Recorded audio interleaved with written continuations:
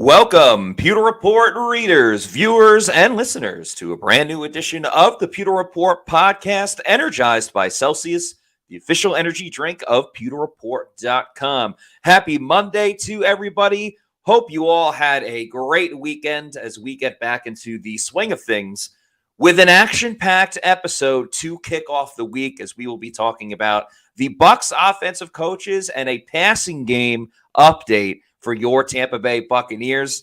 We were at the Bucs facility today, the Advent Health Training Center, as we spoke to every single offensive coach.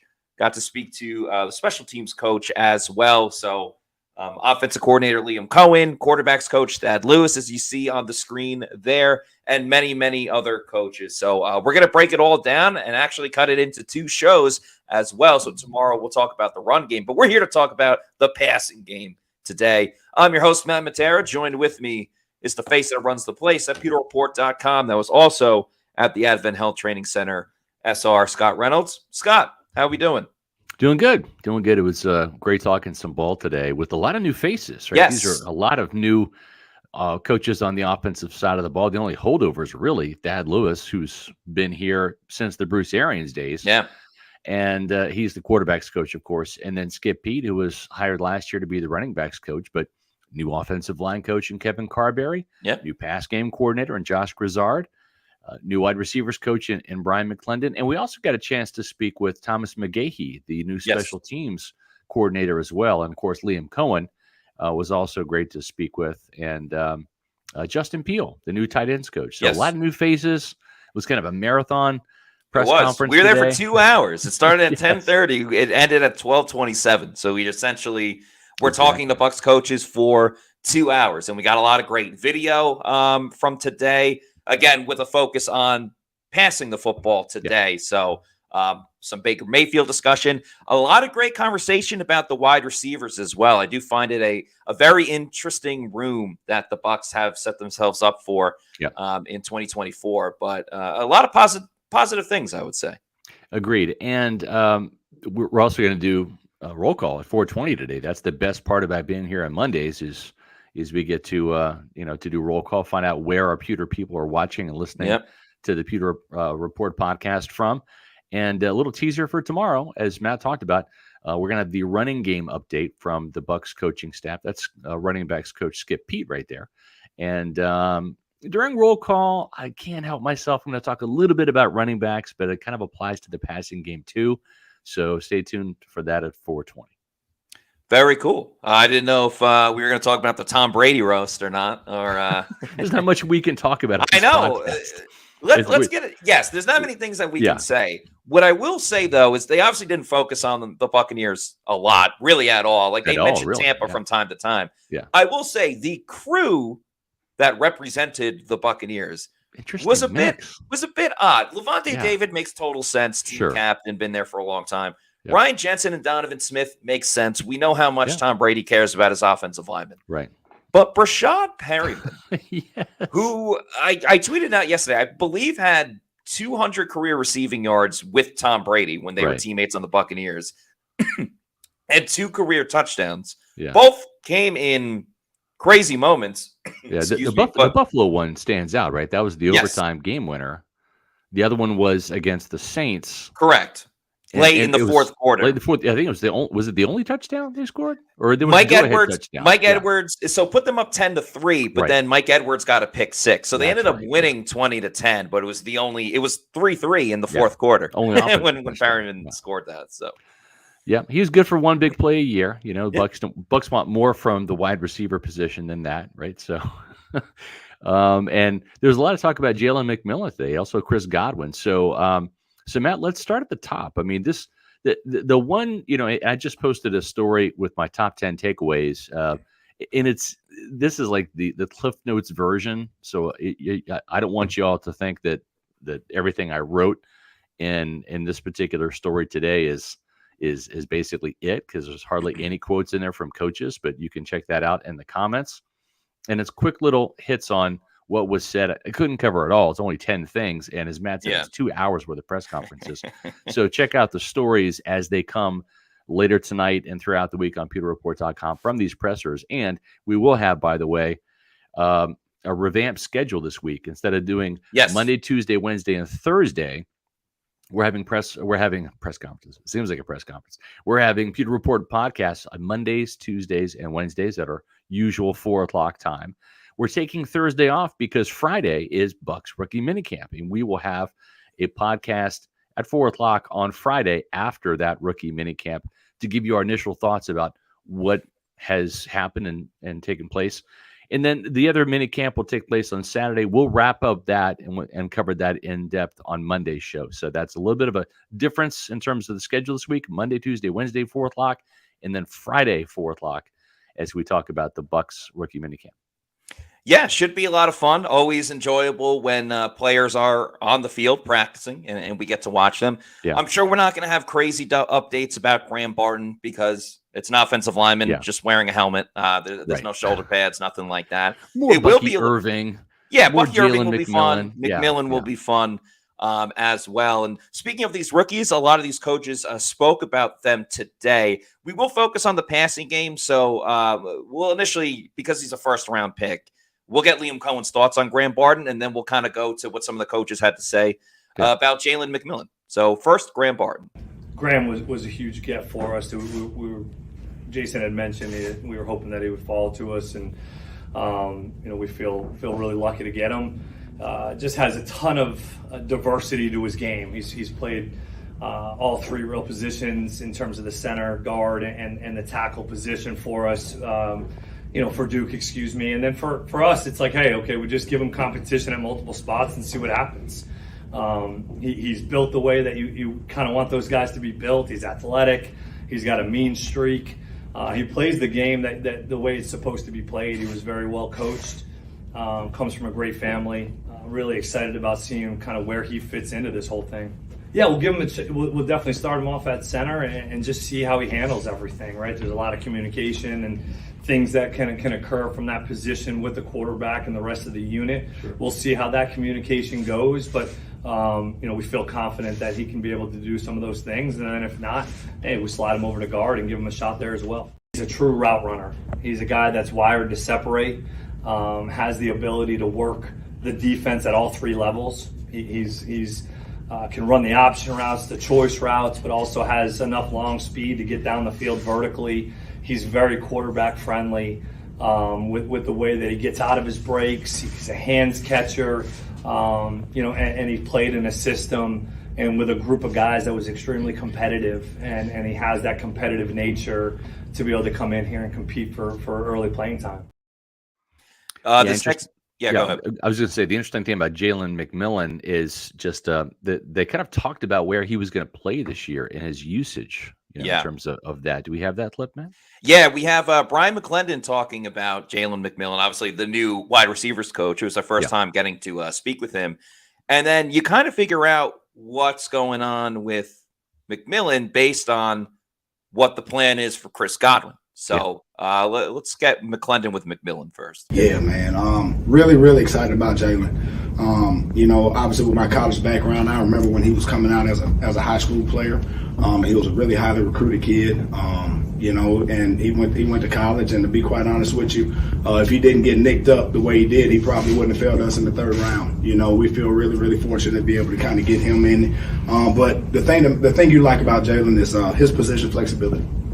He's a guy that can play all three spots. When I say all three spots, both the X, the Z, and obviously in the slotted F also. And so it gives you a really good comfort that, hey man, wherever we need to put this kid to get him on the field the fastest, you can do that. Obviously a lot's going to be up to him.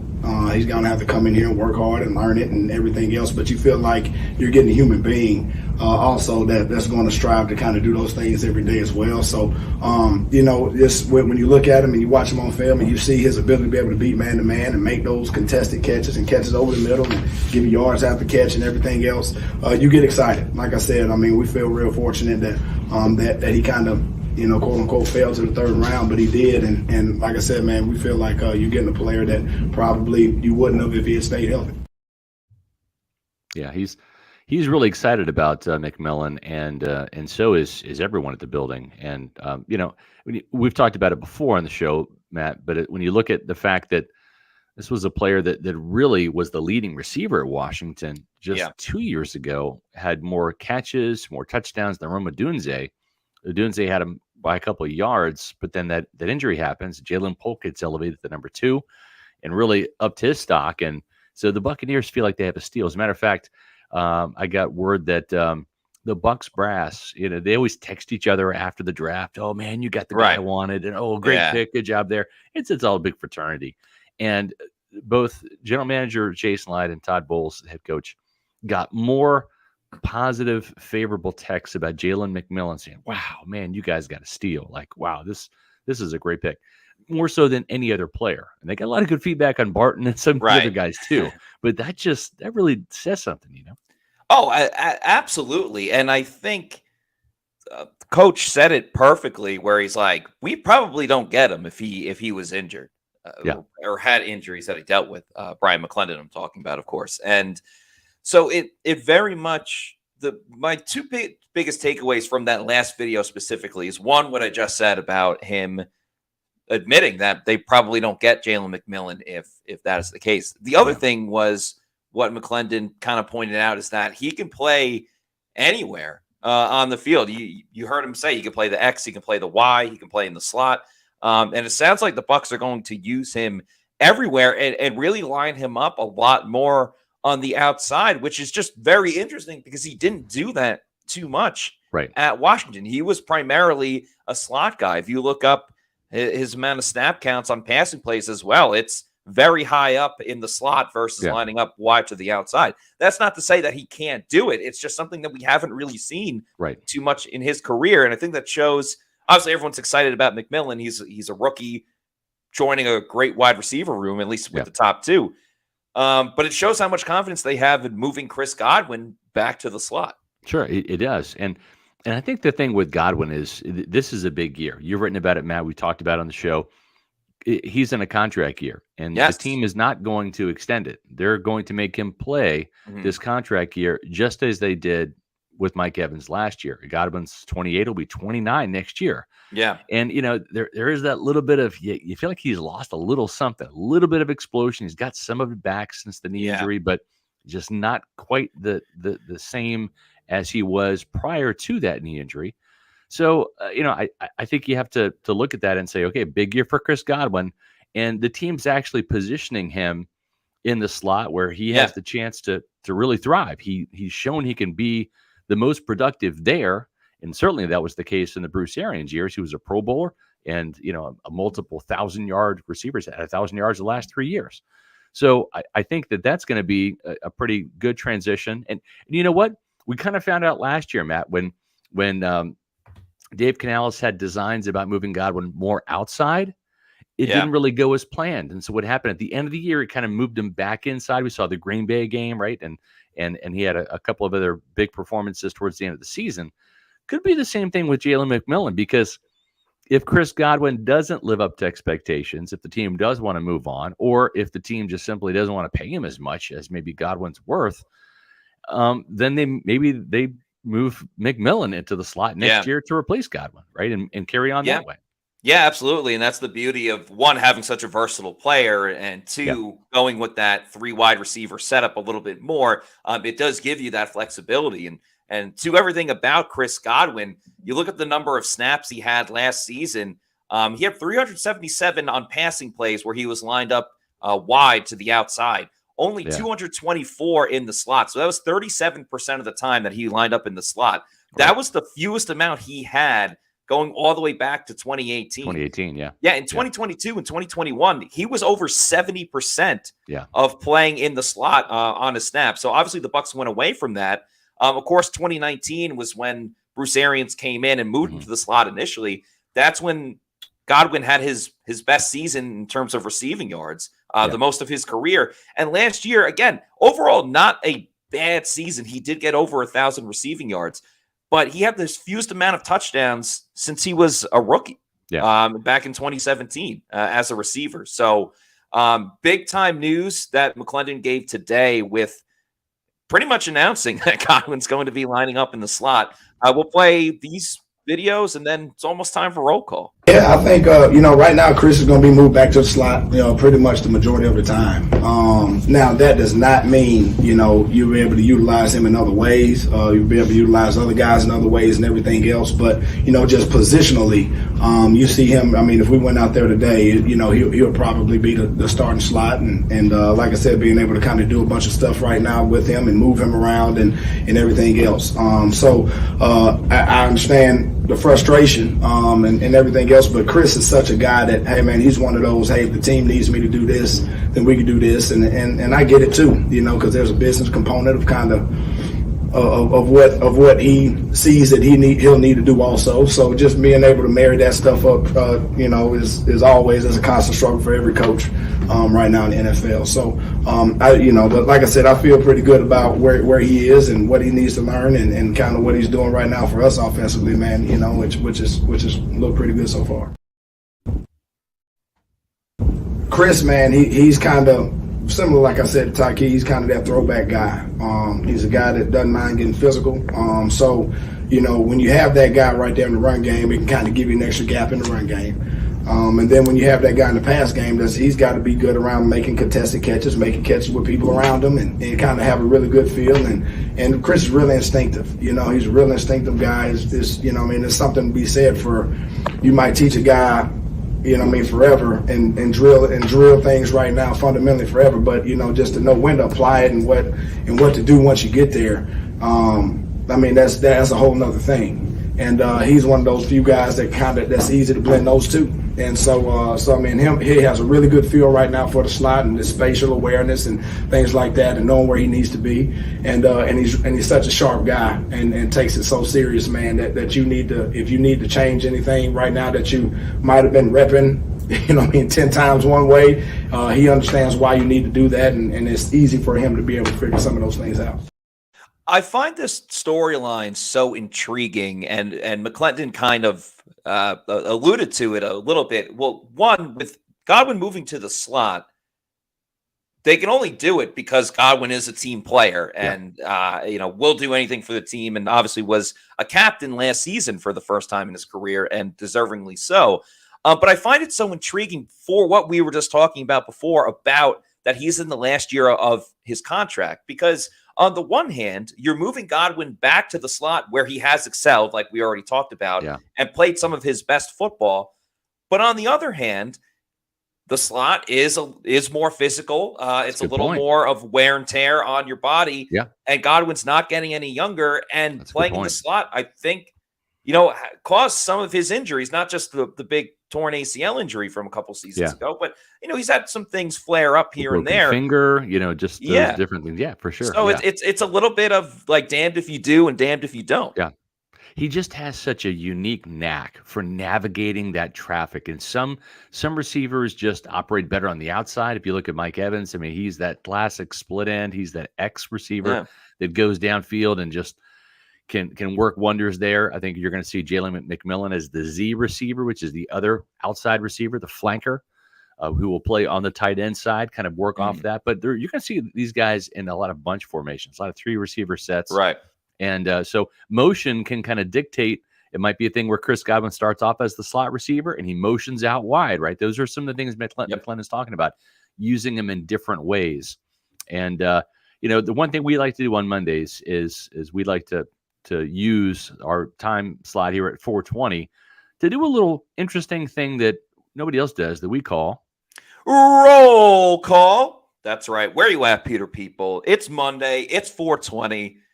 We do this every Monday show because we love interacting with our fans so much. We couldn't do this show without you guys. So one way that we, try to link up with everybody is one of us goes on a conversation about the Buccaneers, and then as we're doing that, if you guys want to start putting your location in the chats where you guys are watching from, we will put it up on the screen and give some shout outs to you guys as well, like Charles Peck has done, watching from Bushnell, Florida. So without further ado, Scott, whenever you're ready, I will put these names on the screen and take it away.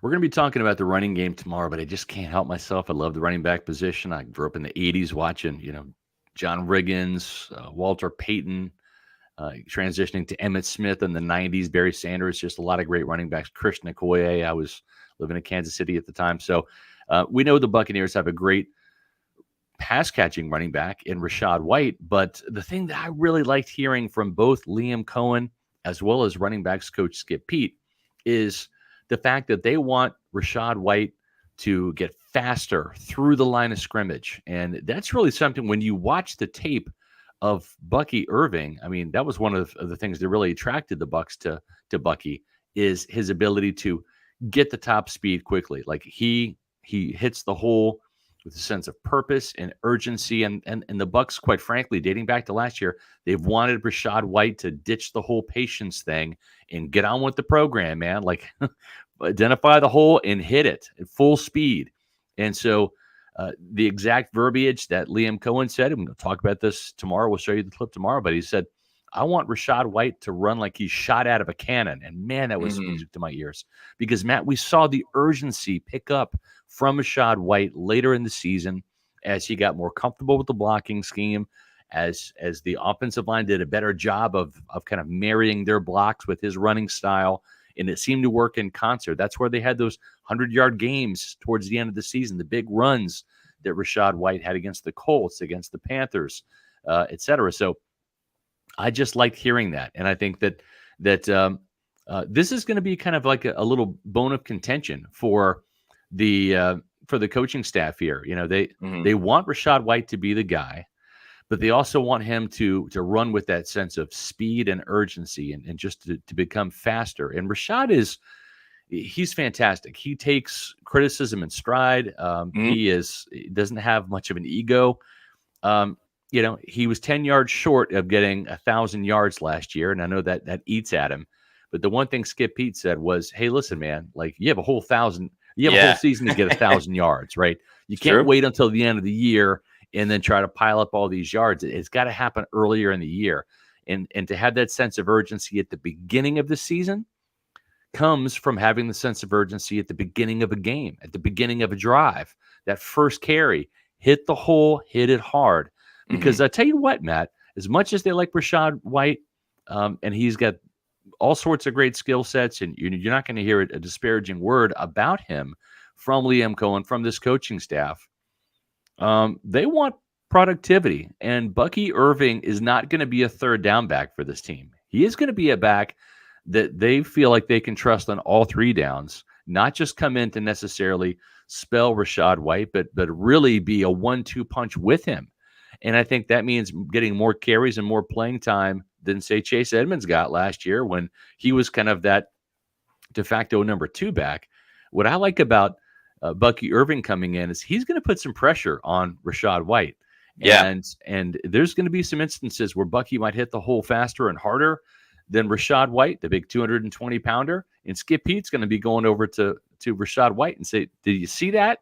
That's how you need to hit it the next time you're in the game. So I think this is a very good thing. Bucky Irving is going to help this Bucs offense, but I also think it's going to help Rachaad White to become a better, more urgent running back, because he's got a guy that doesn't mess around at the line of scrimmage. At 5'9", 192 pounds, little Bucky Irving cannot afford to be patient. He has got to be an impatient runner, and I hope that rubs off on Rachaad White. I think it will. Damn, the NFL comes at you fast, man. I mean, it was a couple seasons ago, it was Rachaad White coming in, hey, he should take more snaps away from Leonard Fournette. Yeah. Then, oh, wow, Rachaad White's the guy. He's RB1. And now it's like, oh, are the Bucs moving on from Rachaad White? They're not moving on from him. Right. But, yeah, it is going to push the envelope a little bit, and that's a good thing. Like you said, Rachaad White takes things in stride. He's not going to, take it personally and be offended. It's going to motivate him to play even better. Let's remember, we'll talk about this more on tomorrow's show, but Skip Peete comes from coaching in Dallas, where he had Ezekiel Elliott and Tony Pollard, and before Zeke really started breaking down, like that was a 1-2 punch. Yeah. And they had a successful offense, mostly led by those running backs. The Bucs obviously have a lot of talent at wide receiver with Mike Evans and Chris Godwin, so they're not just going to be a running team. But who's to say that, Rachaad White and Bucky Irving can't kind of turn their own little 1-2 punch going? It'd only be better for the offense just like how super chats make the show better. So thank you to Revfish for the $4.99 super chat. Remember, if you super chat us, we will make sure we get to your question or comment. You get to cut the line. We had a lot of great comments so far, even before roll call, and we want to make sure that we see it. So please super chat. Redfish says, happy Monday. Last year was make or break for Bake. See what you did there. Mm-hmm. Do you feel this is too? Certainly seems he needs to show last year wasn't a fluke. I'm Buck cruising. Very nice. I wouldn't say this year is a make or break for Baker Mayfield because he just got that big contract. Yeah. I think the following season is really more of that make or break type of situation, because if Baker plays average, you'll go, all right, well, how much better can he get? Because you don't want to be paying a $100 million quarterback to play average. You want him to play well. You want him to win playoff games and go deep into the postseason. Now, the Bucs did that to a degree last season, but I think we're all in agreement there's a lot more room for improvement, not just for the Bucs and the offense, but specifically for Baker Mayfield. So I don't view it this year as a make or break season, but I would point more towards next year as that kind of big moment. And we'll see how the season goes. Like if the offense is clicking, but they lose Liam Cohen, who becomes a head coach next season, like poor Baker Mayfield once again. So there's a lot of factors in play with it. I agree. And I agree with everything he said, Matt. And I'll add to it. This is also Thad Lewis's second year as the quarterback's coach with Baker Mayfield. And there is that connection that Liam Cohen had with Baker Mayfield from their short stint together in the Rams. There will be some carryover. And I think, too, that the system, there are some carryovers between Dave Canales' system and Liam Cohen's new offense that will help Baker Mayfield. So I don't think this is going to be starting from ground zero and having to reconstruct Baker Mayfield, essentially. I think that this can be a situation where Baker Mayfield can pick up where he left off to a degree. And I also am encouraged by the fact that Cohen's going to be putting more on his plate in terms of giving him the ability to audible. And I think that's going to make the offense more productive. He's a very cerebral quarterback. That's what Thad Lewis had to say. You just kind of sense that talking to Baker Mayfield. He's no dummy. I think he's got a very good, sharp football mind. And so if you are allowing Baker Mayfield the opportunity to truly play field general and to change a play at the line of scrimmage, the numbers aren't working in our favor on this side. We're going to run the ball to this side instead, or we're going to check from run to pass or from pass to run. I just think that it's going to result in more favorable downs for the Buccaneers, more yardage. More yardage means more first downs. More first downs typically means more points on the board, either the field goal that you didn't get because you had to punt or the touchdown that you got instead of having to kick the field goal. So I like how Baker is going to be more of the conductor of this orchestra on offense, rather than just the star violinist or horns player. I think that he can really conduct this thing and really take his game to the next level. And the other thing too, Matt, is when you have the ability to find those mismatches and make more audibles and checks at the line of scrimmage than he had last year, you can check to a play that will work, that's going to pick up a first down or a touchdown. It's going to pad your stats. It's going to help your cause for the long-term security of your status within the team. And that's the message I think that both Baker Mayfield is getting from Thad Lewis and from Liam Cohen is this is your team, right? This is your offense. There's no quarterback competition. So go out there and let her rip. Still have the chip on your shoulder. That's not going away. But know that this is your team. There's no quarterback competition this year. It very much feels like, after talking to Cohen and Thad Lewis today, that Baker working with them, it's a little more stride for stride and, seeing what works, seeing what doesn't, giving Baker that freedom to, make decisions with the offense, getting two plays up at the line of scrimmage and choosing which play is better. Yeah. Where last year is a little bit more like, and not that Dave Canales is a bully or saying it's my way or the highway, but it was Canales saying, this is the play that we're running. Baker, I need you to execute this. Where now it's, these are our options. Let's dissect the defense. Right. Then we'll make our decision on what play we want to call based on, as he said, it's like a math game. It's a numbers game. Yep. Finding out where you have the advantage. So Baker, is going to have the opportunity to make a lot of decisions. I know when it comes to energy drinks, my decision is always that I want a Celsius energy drink, the official energy drink of the Pewter Report podcast. Vibes are always high on this show, and Celsius has some fantastic vibe flavors like the Astro and the Galaxy. Cosmic, I actually had this morning. Arctic Vibes, my personal favorite. So a lot of great flavors of Celsius. If you need to know where to find a Celsius, maybe you haven't tried one before or you're on vacation and in a different spot, go to the Celsius store locator on their website, punch in your address, and it'll tell you the closest spot where you can pick one up. Could be a Walmart or a health and fitness store, or might be your bodega. Bodega. And that's a good one. And once you keep going to your bodega and you know you love it, you want to buy it in bulk, you can buy it in bulk. Get that variety pack, because variety is the spice of life. Go to Amazon Prime, have it sent to your place of residence whenever you want. You're in charge. You're the captain. Just make sure you're drinking Celsius energy drinks, the official energy drink of the Pewter Report podcast. By the way, Scott just put up a comment before about great international turnout today. Fantastic. We had some people from all over the place. So let's give a little shout out to some of the people from roll call today. Shout out all the Pewter people.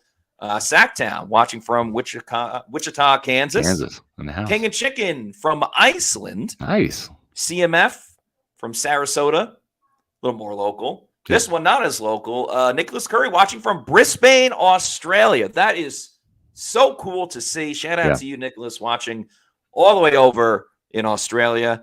Brian watching from South Daytona. Brian Proctor.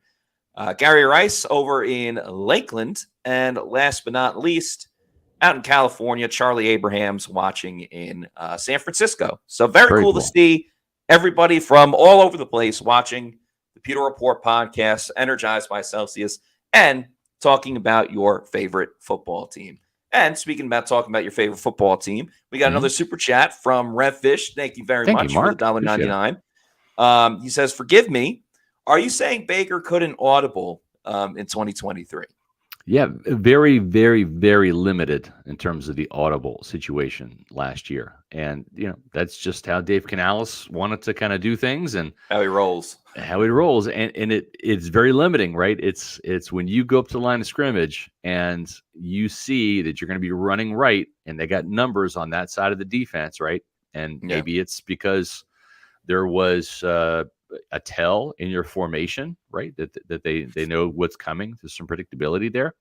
Then it was very constraining in terms of being able to audible out of that place. A lot of times you're having some wasted plays because you're running into a situation, or maybe it's a passing situation. Maybe you're anticipating, you're scanning the field, you're seeing the linebackers on their heels, and this is going to be one of those downs where they're going to drop 8 and rush 3, right? And maybe you would have liked to have audible to a draw or something to catch those linebackers on their heels dropping back. But instead, it's a pass play, and now all of a sudden you got 5 eligibles and a myriad of 8 defenders, and it's hard to find that open guy. So, yeah, I think with the audible system, we talked to Baker earlier this offseason. He loves the fact he's going to have more control at the line of scrimmage, and I think that's going to make this offense really kind of get unleashed a little bit. I would be shocked, Matt, if knowing what we know about what this offense is going to do, we haven't seen the first OTA yet, but the rave reviews that Liam Cohen's getting in the building from the Bucs brass, from the players and everybody in between is such that this is a really, really smart guy. This is kind of a proven system. I would be shocked if this team doesn't score an average of 24 points per game. They improved by 3 points per game from 18 under Byron Leftwich in 2022 to 21 points per game last year under Dave Canales. That's a field goal difference. I think they take it up another field goal and they get the 24 points per game, which in most years, Matt, that's certainly a top 15 offense and probably a top 12, maybe bumping top 10 offense. They got to prove it in the games, but there's no doubt that the times that we've spoken with Liam Cohen, he's very comfortable with his system. He knows what he wants out of the guys. It feels like he's very confident with knowing how to properly use his players in the right situations. And there was a lot of discussion about, putting a little bit more on the plate of Baker Mayfield. And how Baker Mayfield is kind of ingratiating himself into this new-ish system. Yeah. Some similarities, of course, but also a little bit different. So let's get to some Liam Cohen, some Thad Lewis as well, talking about Baker. And also, let's remember, Liam Cohen, like, he's only been with this team for a little bit. Like, he's still getting to know the players and everything. And the coaches, too. A lot of new coaches. Yeah, a lot of the new coaches. Just a calm confidence, I think. He's, the atmosphere that we want to be able to establish in the meeting rooms is one of the players being the drivers of it. And yes, we are installing and teaching a new offense, but he knows a lot of these things already. He's heard them, he's repped them. And so him just taking it over, and he has done a great job in the meeting room setting of talking to some of the guys, hey man, make sure you're here. And that's what we're trying to establish. And the confidence of throwing the football, I think, has been impressive thus far. I mean, we haven't had a ton of balls hit the ground, and he's throwing it with a lot of confidence right now. Pros, this group, they work, they come to work, they are on time, they're sitting up in their chairs, they're paying attention, they give you verbal and nonverbal communication and feedback. I think our staff has done a great job of getting their boots on the ground and really getting into these guys. And we talked about 3 better, 3 best, things that, with each player, what we need to see them improve on, what they did well. We really kind of dove into the personnel when they first got back here and tried to build and establish relationships. And these guys, when they get out on the grass, man, and the whistle blows, these guys go to work. And they have fun. It's a lighthearted way, but you can feel that there's a true feeling like these guys want to get better. They want to get better. They want more. And that's what we're trying to give them right now. Beginning of the season, obviously, you guys know offensive coordinator and all of that, but just having Baker as your starting quarterback was a little different last year. It's 14, 18 months, competition, all of that. How has he come back? How has the team picked up from where you guys finished last year with that? It's different because you know who the quarterback is. That's first. Secondly, he has a contract, so the guys know it's his team. He knows it's his team. He's confident and comfortable because he's been in this scheme before. Before he came here, and it has some similarities. So he's not thinking. I think the chip on his shoulder can, not completely fall off, but it's still there. It's still there. He could be at ease a little bit, and I think that'll never go away because of how he was brought up, and I think that's his motivating factor. But at the same time, he's confident, comfortable. You can tell, he's getting guys in order. They're communicating. He's demanding it from the guys and himself. So you can kind of see that it's not a learning curve right now. It's more of let's grow as a team and as a unit for sure. Yeah, the thing I liked about what the coaches were talking about, and we asked about, where does Baker Mayfield need to get better? What are you working on? And that's one thing Thad Lewis said was footwork, right? Was to get better footwork. And Liam Cohen brought up a really interesting point about Baker Mayfield and those batted balls, right? He's only 6 feet tall, I don't know if you have video about that or we can talk about that. Okay, let's go to that. Yeah, let's go to the video of how he's going to prevent Baker Mayfield having so many batted passes, which hurt him a little bit last season. Well, utilizing more toolboxes and jump setting defenders a little bit more, while also as a quarterback using your eyes as a weapon. And so if I know I'm throwing the ball over here, I want to keep my eyes here before I get to there, or vice versa. We say eyes outside to throw inside, eyes inside to throw outside. So using your eyes as a weapon. So, man, some of those tip balls, man, they come when you're just staring out there, and the guy doesn't get a rush, and he throws his hands up. Well, he can't throw his hands up if you're not looking at him. So those are a few things that we've been able to utilize, and I think it all starts with the quarterback understanding the DTA, decision timing and accuracy of the play, and the rhythm of what we're trying to play, and getting the ball out on time.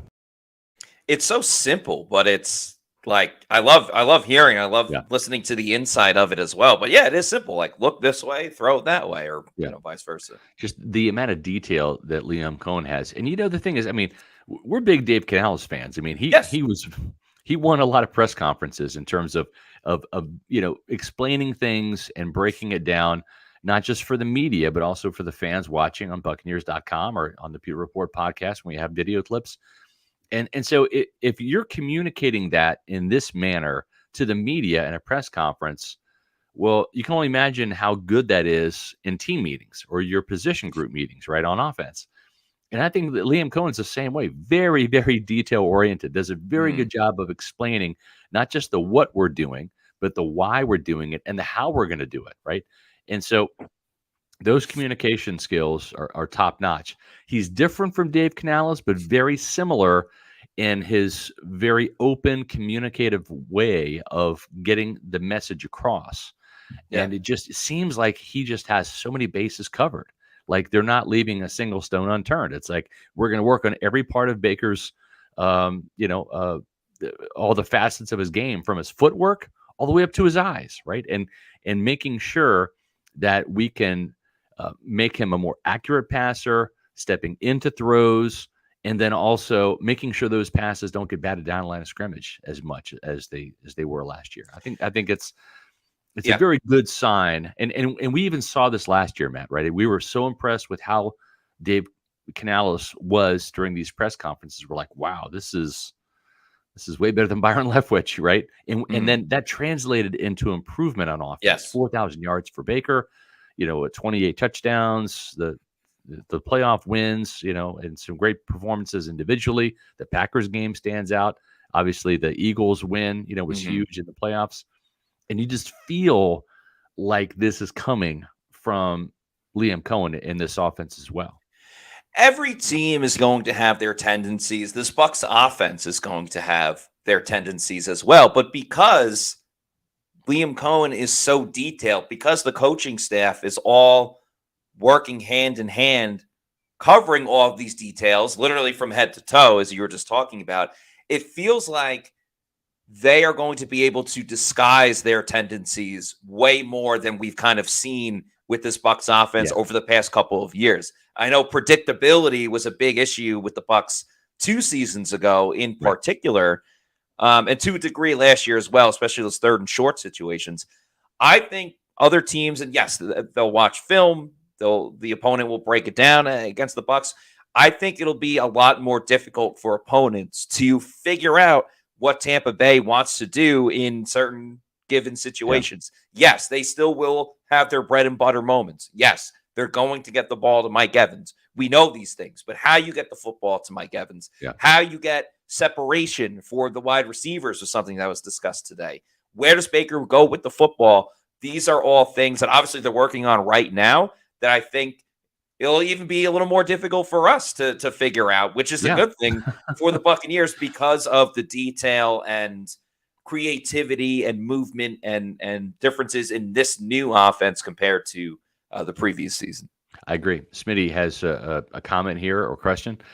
How can coaches say, take what the defense gives you, but you don't allow your quarterback to do just that and adjust? Of course, talking about the audibles. I think the other thing, too, is just the mindset, right?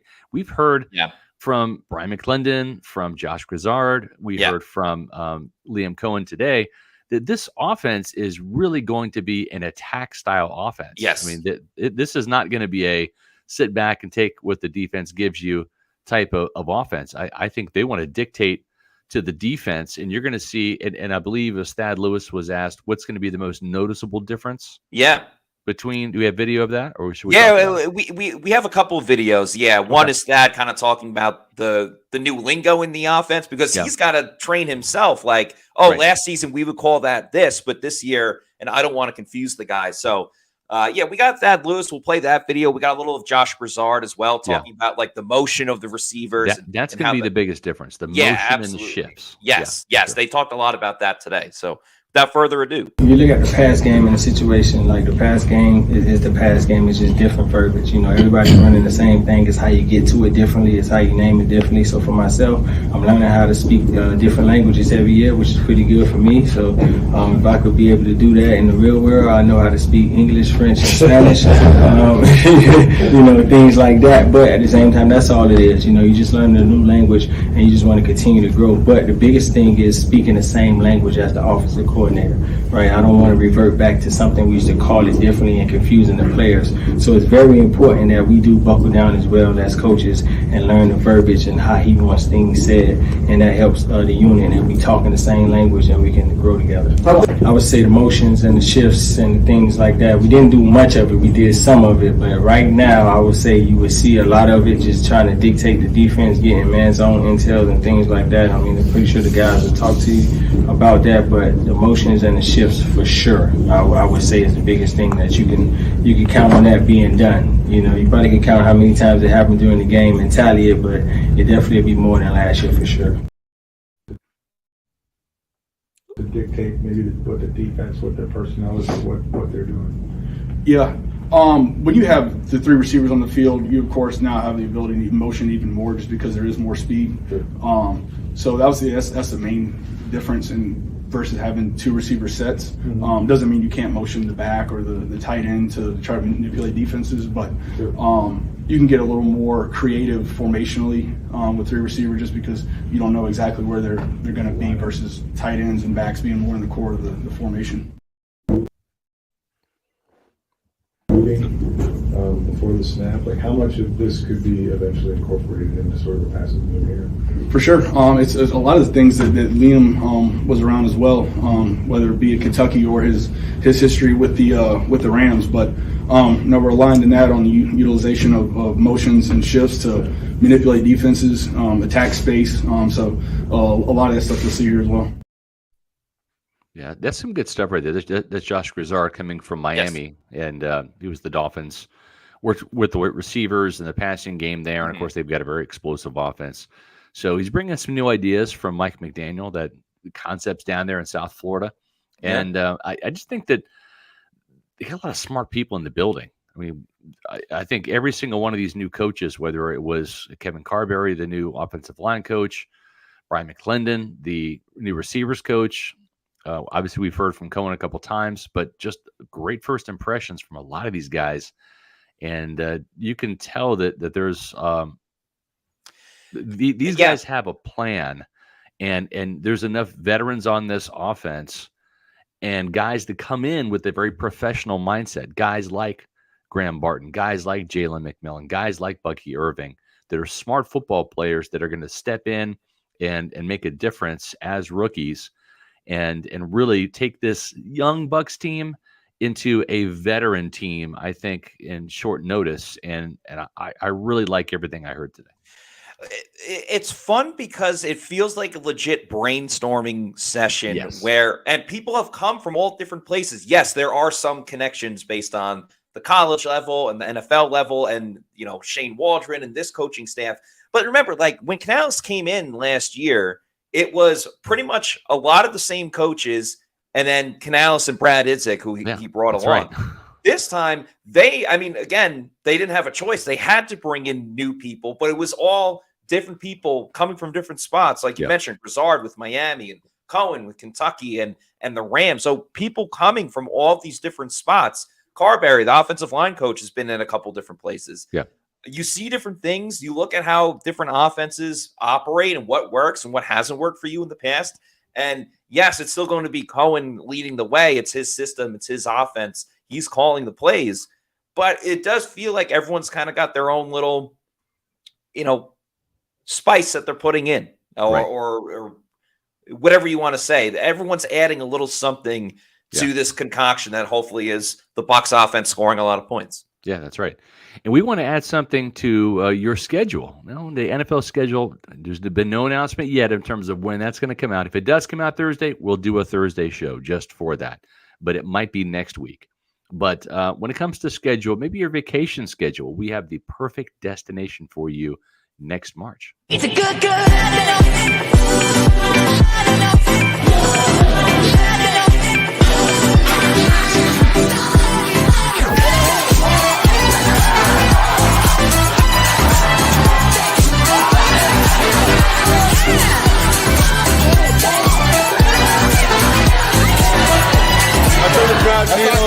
I couldn't do it without Captain right here. There ain't nothing like this right here. Got me seeing things crystal clear. So high, I can fight them all. It's gonna just be up. There's a fire underneath my feet. Got me rolling like a river deep. Let it flow, cause I know in my soul's gonna just be up.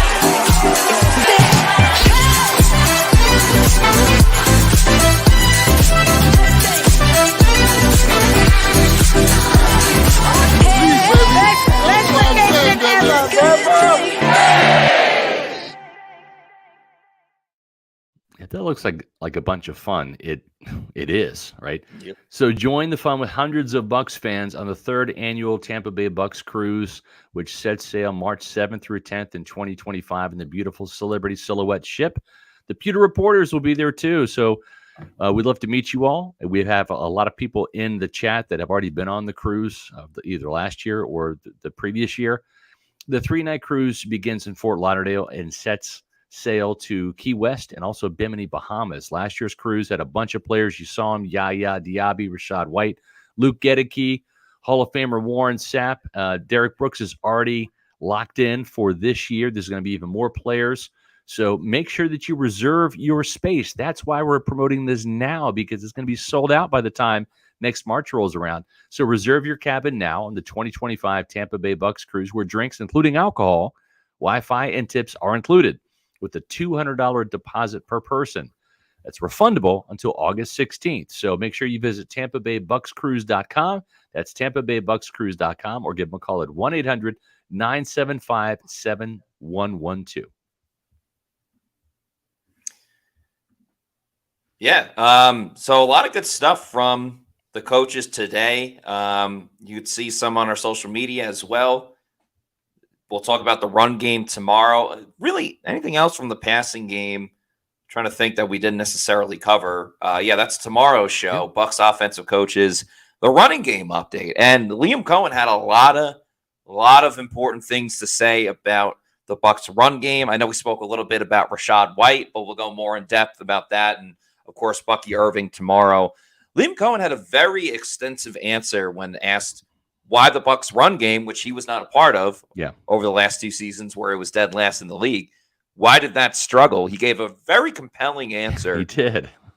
To that, which we will play on the show tomorrow. He did, and it wasn't it wasn't a shot fired at Dave Canales, but at some point in time, you have to look at what the film says you are, and that's what the Bucs were, and which wasn't very good. There was second year in a row dead last in the running game. Dave Canales only owned that for 1 year. Byron Leftwich owned it the previous season. But yeah, the emphasis this offseason, and it's kind of weird, Matt, because typically in flag football season, which is what the offseason is with OTAs, right? There's no pads on. There's no offensive line, grounding and pounding. Correct. The running backs, they can't break tackles because there's no tackles to break. It's mostly flag football. It's mostly the passing game and pass coverage and dropping in coverage and things like that. And working on footwork with your offensive line and things like that. Yeah. But the emphasis this offseason has not been on the pass. It's been on the running game. So they're doing a lot of things from a schematic standpoint with technique, blocking angles, changing some things that we'll get into tomorrow. It sounded really interesting and really promising. And I will be damned if this team is going to be dead last in the running game again. I think you're going to see some monumental strides. I like everything that we heard today from Kevin Carberry, the offensive line coach, from Liam Cohen. Can't wait to tell you guys about that tomorrow. So make sure you stay tuned to that. Before we go, it's just important, right? Because we're going to start seeing some of these rookies get paid. And I know Mike Greenberg kind of takes his time. There's no rush, right? The training camp is still months away. But these rookies are going to start getting paid here. And we're going to start to see some of these deals come in. And if I had one piece of advice for them, it would be to maybe turn to Muni Financial with some of your investments. At Muni Financial, we help you live in the now. Congratulations. We're so happy for you. Thank you. And even though the now may feel very different, you still need to plan for the future. How's retirement treating you? Oh, just fantastic. I know I say it all the time, but you really got to come up to Colorado. Let's do it. All right. Yeah. We can help you develop that plan to keep you on track so you can still prepare for tomorrow, today. Muni Financial. Plan ahead, stay ahead. That's right. At Muni Financial, it's where I've got the vast majority of my investments, and I'm thrilled with the type of knowledge that I get from the Muni team, whether it's advisory services and brokerage services or their legacy and retirement planning. I've got kids that are going away to college, and so I've had the good fortune to save up some money with Muni to help in those endeavors, whether it's insurances. The folks at Muni Financial can get you covered. They've been doing this for over 40 years. And what I want you to do is, even if you have a financial advisor, reach out to a Muni. It's always good to get a second opinion, whether it's your health or your financial health. And you can do that by giving Muni a call at 1-800-868-6864. That's 1-800-868-6864. Or visit them on the web at Muni.com. Not just here in the Tampa Bay area and not just in the state of Florida, but Muni can help you with your investments all across the country. So there's not any reason why you can't turn to Muni Financial like I have for your financial planning. That's right. So check out Muni Financial. And then after that, make sure you check out pewterreport.com. Please follow us on all of our social media at X, Facebook, and Instagram. We are at Pewter Report. And then, of course, our YouTube channel is Pewter Report TV. We got a lot of great content out on our YouTube channel. More to come. Of course, we do the podcast 4 times a week. A lot of live streams, game day streams, more live streams to come, and a lot of great content over on our YouTube channel. So please subscribe to Pewter Report TV. Help us get those numbers up. And like this video, leave a comment as well after this video is done. You guys have been great with that, and we would love it if you continue to do so. So, yeah, make sure you're following everything over at pewterreport.com. You don't want to miss all that we have to say and all that we have to cover with your Tampa Bay Buccaneers. Very excited for tomorrow's show. Going to be talking about the run game, the ground and pound, how they get better running the football with the new running back and a new offensive lineman under center. So a lot of great stuff for tomorrow's show. Yeah, Until then, I was going to say we're 70 subscribers away from 14,000 on YouTube. So thank you all so much. We've had a huge surge since our Pewter Report live draft show last week, where we're getting so close. So if you have not subscribed yet to Pewter Report TV, make sure you do so. We're about 70 away, and make sure you hit the like button. That helps us out, along with comments. That gets us in front of more Pewter people. I've got a couple of Pewter Pulse videos, one on Kalen DeLoach and also one on Graham Barton. I'll have one on Chris Braswell tomorrow. So check out those Pewter Pulse videos on Pewter Report TV, our YouTube channel, and help us get to 14,000. We're close. Very, very close. So until then, for Scott Reynolds, I'm Matt Matera saying thanks everybody for watching. We'll see you tomorrow at 4 p.m. for another edition of the Pewter Report podcast. Out.